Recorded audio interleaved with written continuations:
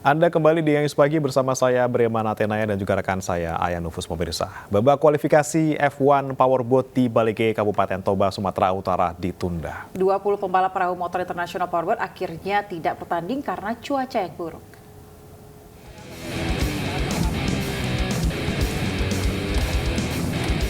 Sebanyak 20 pembalap sempat memacu kecepatan di Danau Toba, Sumatera Utara pada babak kualifikasi F1 Powerboat.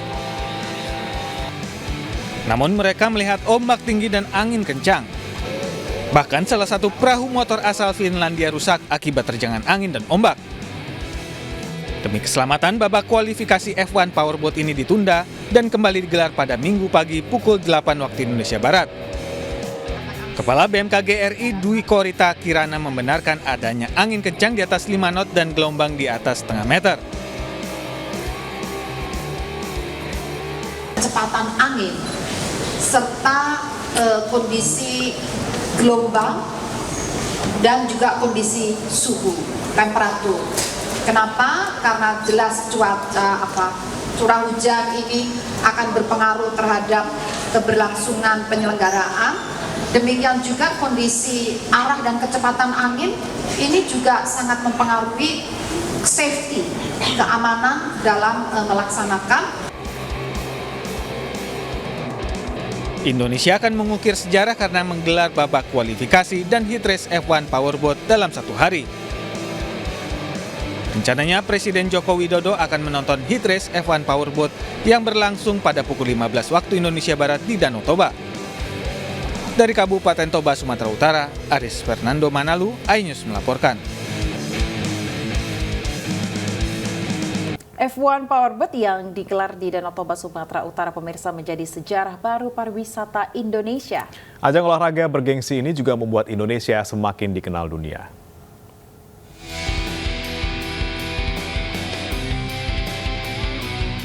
F1 Powerboat World Championship 2023 resmi digelar di Danau Toba, Sumatera Utara. Kejuaraan ini bukan hanya perhelatan sport biasa namun telah menjadi sejarah bagi Indonesia. Menteri BUMN Erick Thohir mengaku bangga Indonesia dapat mencetak sejarah baru di dunia pariwisata. Apalagi badan usaha milik negara berkontribusi dalam ajang bergengsi ini. Nah, disinilah kita BUMN mensupport yang namanya pertandingan F1 H2O atau F1 versi perahu cepat ini. Dan sehingga kita bisa memastikan tadi pertumbuhan ekonomi di daerah ini bisa berlangsung. Tadi yang disampaikan Ibu Puan sebagai Ketua DPR, keberlanjutan UMKM dan pembukaan lapangan pekerjaan. Kejuaraan ini merupakan kelas tertinggi dalam perlombaan powerboat yang juga menyandang nama F1 seperti layaknya lomba balap mobil. Kali ini adalah perlombaan level internasional powerboat yang pertama digelar di Indonesia. Tim Liputan iNews melaporkan. Kejuaraan dunia F1 Powerboat di Danau Toba, Balige, Sumatera Utara menarik perhatian dunia. Usai gelaran ini, pemirsa diharapkan Danau Toba salah satu destinasi super prioritas. Ya, apa saja yang diharapkan saat gelaran hingga usainya kejuaraan dunia F1 Powerboat ini? Kita simak perbincangan Menparekraf Sandiaga Uno serta Menko Marves Luhut Binsar Panjaitan berikut ini. Menurut Pak Menko sendiri, dampak yang diharapkan dengan hadirnya F1 Powerboat ini apa buat masyarakat Danau Toba dan sekitarnya untuk destinasi super prioritas ini? Ternyata event internasional bisa di Toba kan gitu. Jadi mana terbayang itu 5 tahun yang lalu bahwa event besar begini jadi tadi viewernya kata si Odo bisa sampai 140 juta ya. Betul, 140 juta. 140 juta seluruh dunia akan melihat apa nama F1 Powerboat ini. Jadi kita bisa bayangkan tiba-tiba orang lihat Danau Toba di mata 140 juta penduduk dunia. Dan itu angka yang spektakuler banget kan. Iya. Dan ini F1 di Danau Toba.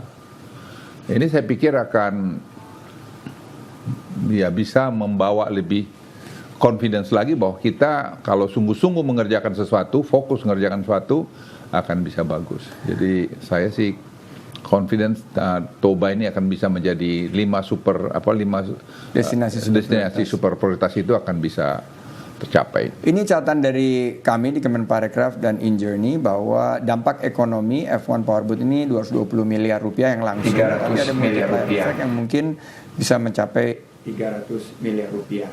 Namun ada satu PR nih yang kami lagi coba selesaikan, Pak. Investasi hotel, Pak. Karena kamar hotel di sana masih agak dirasakan kurang.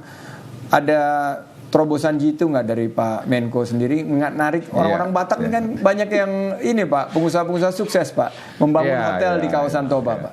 Ya orang kan tadinya berpikir nih Pak Sandi ya, bahwa siapa sih yang mau datang ke sana gitu. Nah, tapi lihat gini dulu, orang pada datang. Kita bikin tadi misalnya Silangit selama 1 minggu ke depan ini jadi pelabuhan internasional karena orang datang.